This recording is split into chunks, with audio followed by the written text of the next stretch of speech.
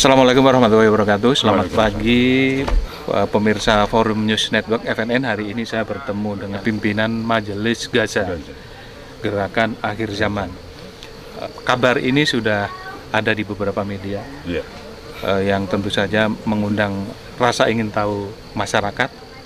Saya ingin bertanya langsung kepada Bapak Ustadz Diki Chandra, Kang Diki aja. Kang Diki Chandra Purnama ya? Iya, Kang Diki Chandra Purnama yang mengelola wilayah ini yang luasnya sekitar 50 hektar. Ya.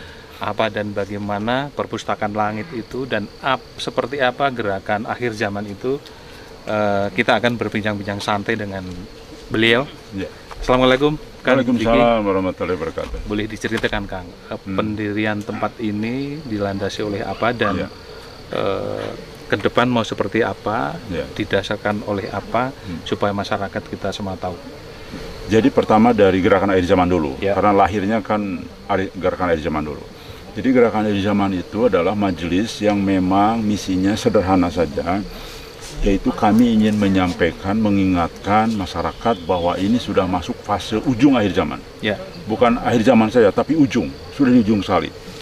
Nah, terbukti dengan banyaknya gempa-gempa dan sebagainya, banyaknya kejadian-kejadian yang hampir semuanya sudah memenuhi tanda-tanda ujung akhir zaman yang sesuai dengan baginda Nabi Muhammad SAW sampaikan.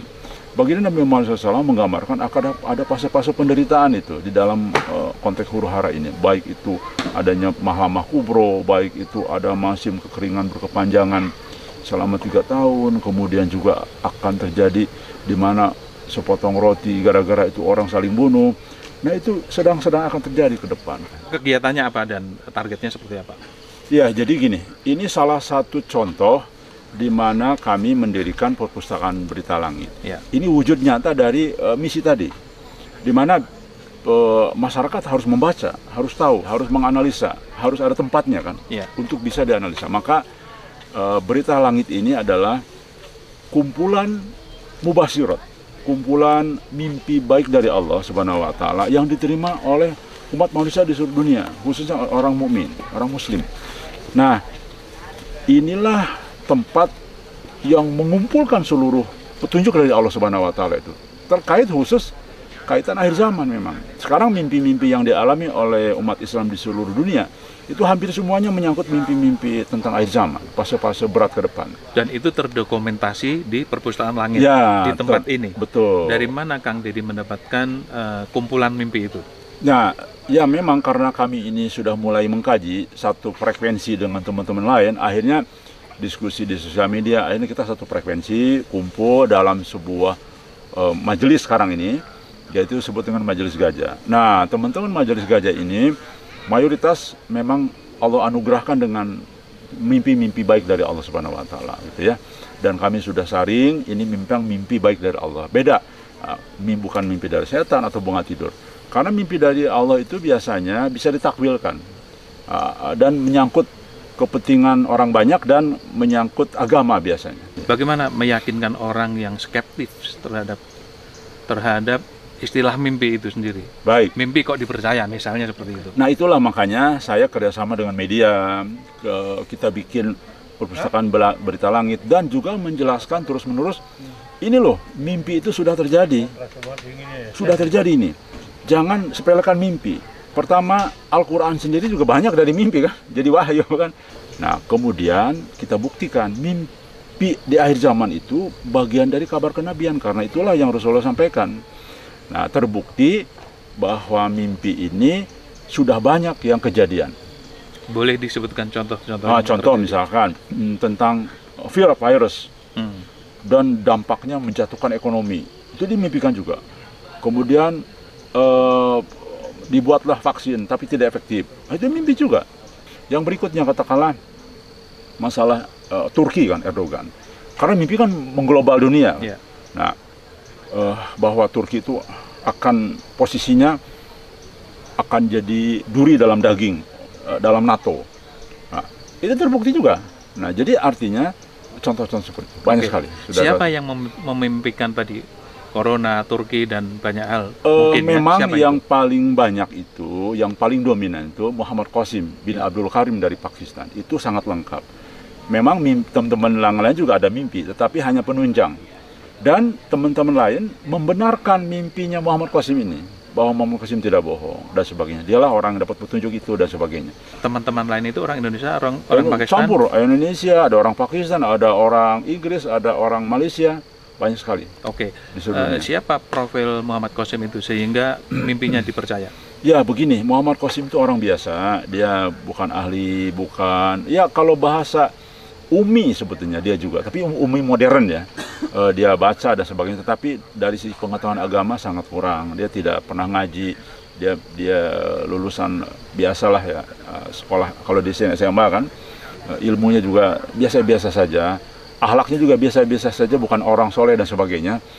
Nah, justru karena dia orang biasa, tidak pandai ngomong, tidak senang baca dan sebagainya, tapi memimpikan hal-hal besar, memimpikan hal-hal yang semuanya bisa ditakwilkan, berarti orang ini bukan ngarang. Sebab kalau ngarang, dia kan harus pintar.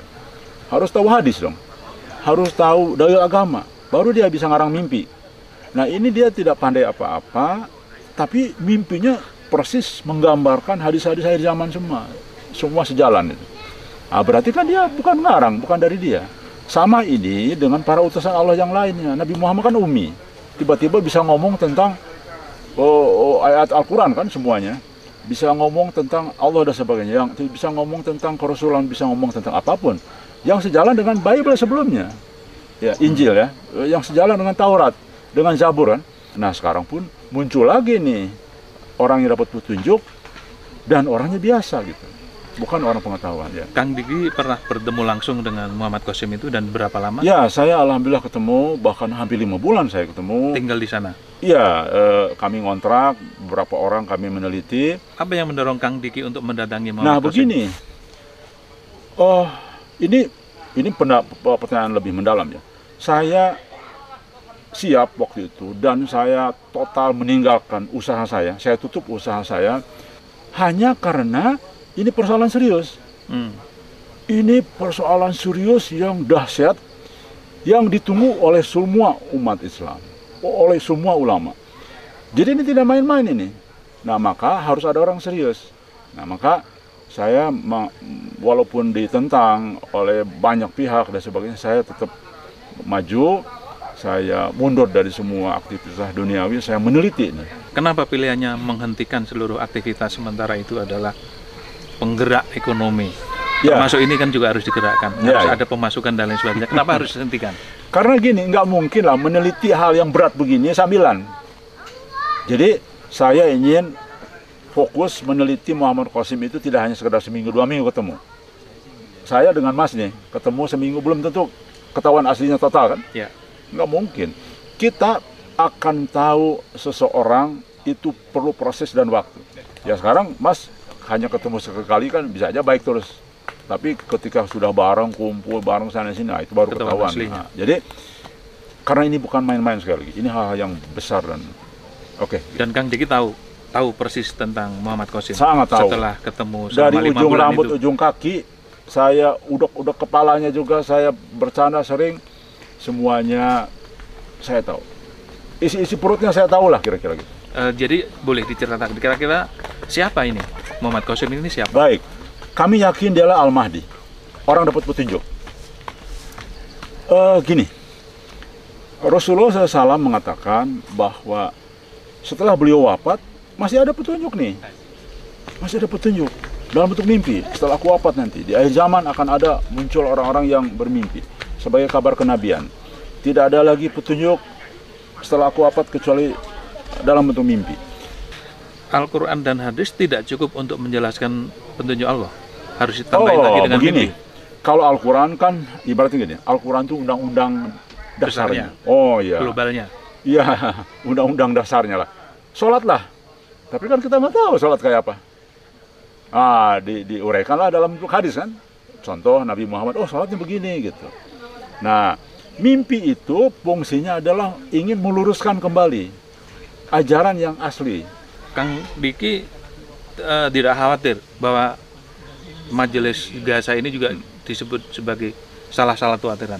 salah satu aliran dari 400 itu. Oh, nah ini dia tidak. Jadi Majelis Gajah itu kumpulan orang-orang, kumpulan-kumpulan yang berbeda paham. Ada Muhammadiyah, ada NU, ada Al-Irsad, ada teman Salafi juga, ada Jamaah Tabligh, ada Toreko juga. Jadi kita semua di sini kumpul di sini.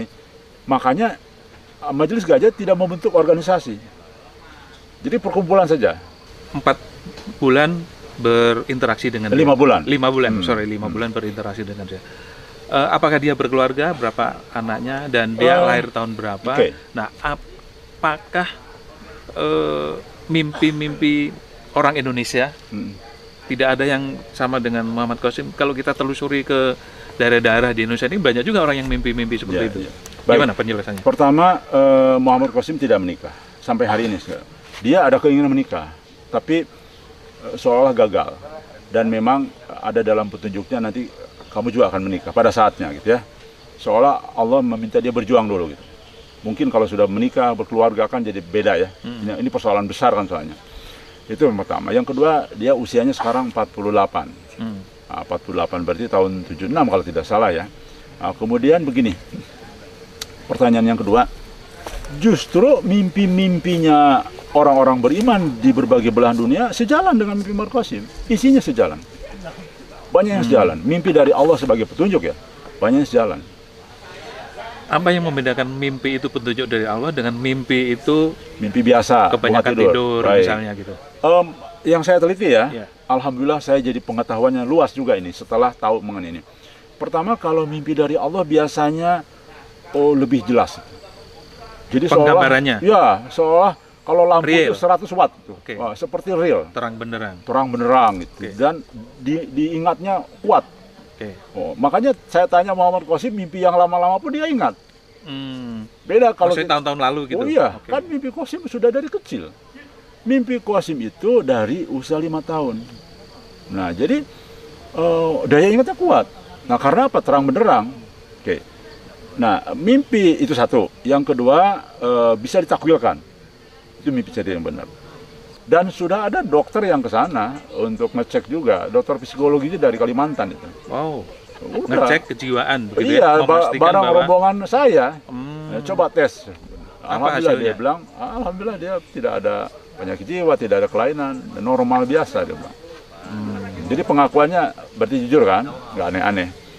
Nah, jadi itulah akhirnya saya percaya bahwa dan yang paling penting adalah sejalan dengan hadis-hadis Nabi Muhammad SAW. Itu yang paling pokok, bahwa mimpinya benar dari Allah. Ketika bertemu menggunakan bahasa apa?